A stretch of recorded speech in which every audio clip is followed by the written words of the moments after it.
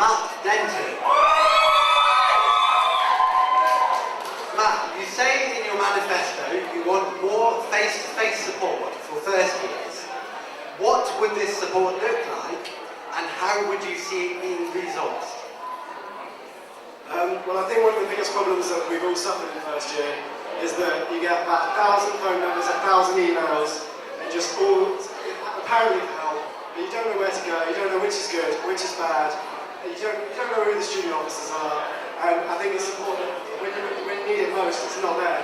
So what I'd like to do, and I understand it's going to take a lot of man hours, but I'm willing to make time for it, is to see first years face to face, on open days, on the first days we make it happen, when they sign up to the university, and just get the message out there that the support is here, where they can go.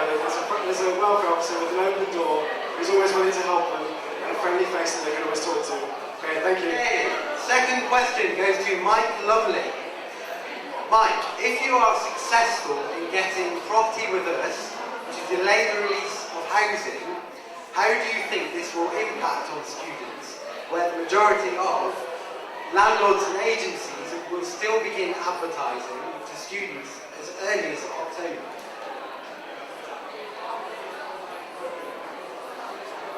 Right, so in Sheffield it's a big deal that housing is released so early. No other student city is so early with its release dates. So alongside pressuring Property with Us to release the housing lists in January, I think it's important to have a rating system for your landlords. So if you like your landlord, you tell everybody you like them. This is on an online system. The same goes for if you don't like them. Now, so if this is the case for the private landlords, then they're going to have to start to sort it out and work with the university better to get greater support from its students. And in the end, if we reduce the demand on those poorer landlords, we'll get a better deal all round. Thank you. And the third question goes to Ross.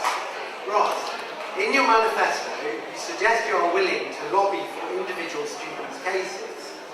Do you think you have the expertise and time to fight on a case-by-case basis for students? Hi, yeah. The reason I mentioned individual students is that through doing my box plot for my video, I did speak to a lot of students who felt that they weren't sure of what welfare services were actually available. And the ones that they knew were available, they didn't know if those services were really targeted towards them.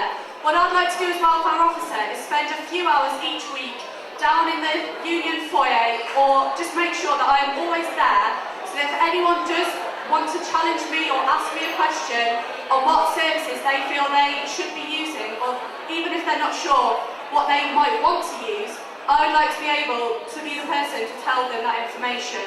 I feel that my experience through being on Nightline, the Welfare Committee and Societies Committee has given me the sort of background that will make me approachable and knowledgeable to all students. And I really think that I would be able to dedicate the time to help any student who felt that they were alone or confused, and that they could always turn to me. So thank you.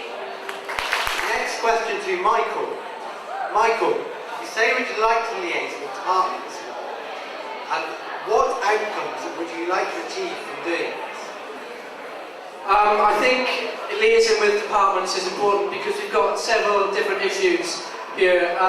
We've got dual students who possibly don't feel like they're represented by either department, who aren't aware of where they're supposed to go, of who they're supposed to contact.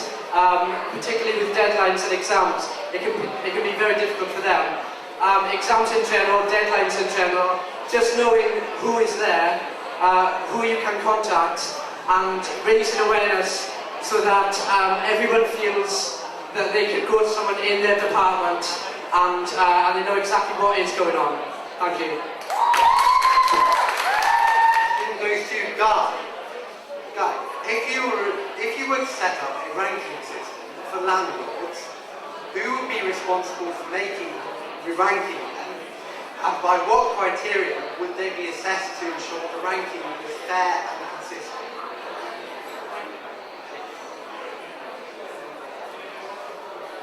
quite simply, you guys know who good landlords are, and more importantly, you guys know who the bad landlords are.